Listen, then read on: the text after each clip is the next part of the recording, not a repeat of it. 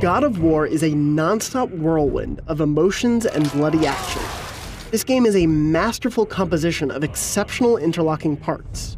And over the course of 25 hours, its design pays off in unexpected ways in both the gameplay and the fish out of Greek Water's story.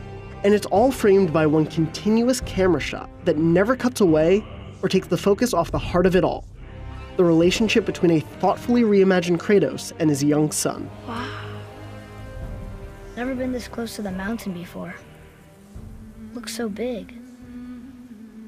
The dichotomy between Kratos and Atreus plays out in stirring and very human moments throughout the story, as the pair mourns the loss of their wife and mother and sets out on a quest to fulfill her final wishes.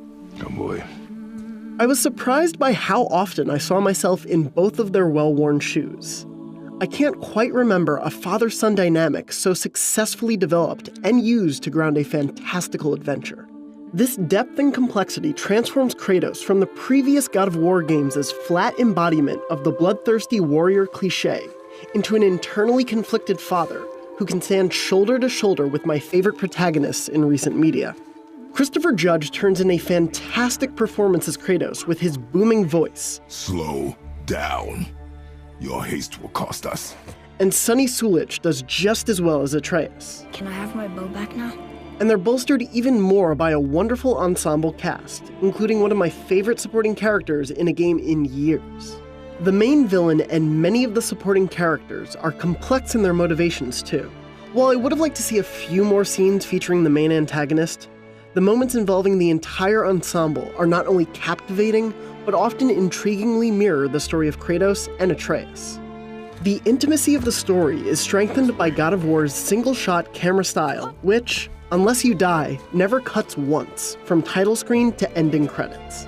It enhances the sense of scale when fighting huge enemies, but more importantly, it made me feel closer to Kratos. At the most tense and heartbreaking points, the camera forces you to sit with him through every second of it. We're gonna fight that? We have no choice. The relationship between father and son is smartly woven into battle, in that Atreus doesn't require a babysitter. Instead, he's a nearly invulnerable ally who fires arrows at your enemies on command and can be upgraded to do even more. Should I fire? And fear not, there are thrilling battles aplenty that carry forward the blood-soaked traditions of the series.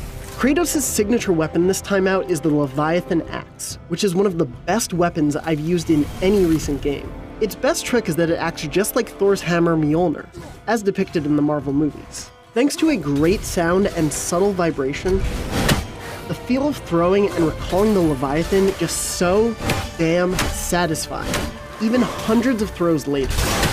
From the very beginning, finding the right combination of slicing, throwing, assistance from Atreus, and parrying with the retractable shield makes battles a bloody ballet of timing.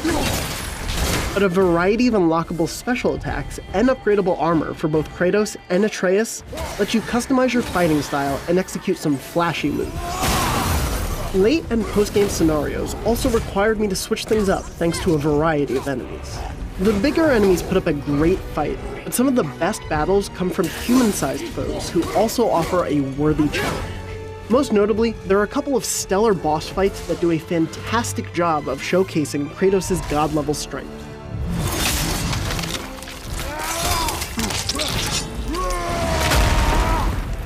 God of War's open but contained nature shepherds you through certain locations with its quest chain, but the world unfolds through smart integration with the story.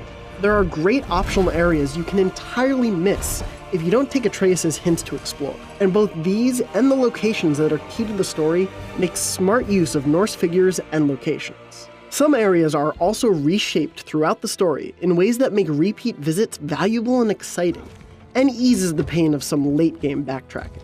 Knowledge of lore is its own reward in God of War. Look here. And I loved searching out every bit of mythology I could find.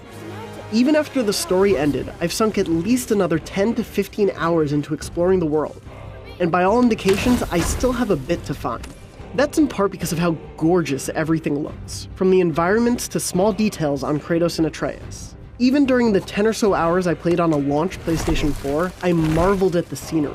Then I played God of War on a PS4 Pro, and was blown away by the true level of detail the world holds when bumped up to checkerboarded 4K. All of this beauty comes at a cost, however, and that means God of War runs at 30 frames per second or so, instead of the 60 frames that makes action games feel so much smoother. That said, the world largely ran well for me outside of the occasional frame rate dip. I expected great action from God of War, and it delivers that handily, but I didn't expect it to be a thrilling journey in which every aspect of it complements the others to form a masterpiece that is by far the most stirring and memorable game in the series. Its world is vibrant, thoughtfully constructed, and packed to the brim with secrets I'm still uncovering, centered around a tale that revolutionizes a one-note character into one of gaming's greats. That sense of discovery is rare, and one that should be experienced firsthand. For more, be sure to check out our graphics comparison of God of War running on PS4 and PS4 Pro, and listen to our Podcast Beyond spoiler-free discussion to find out more. And for all things God of War, stay tuned to IGN.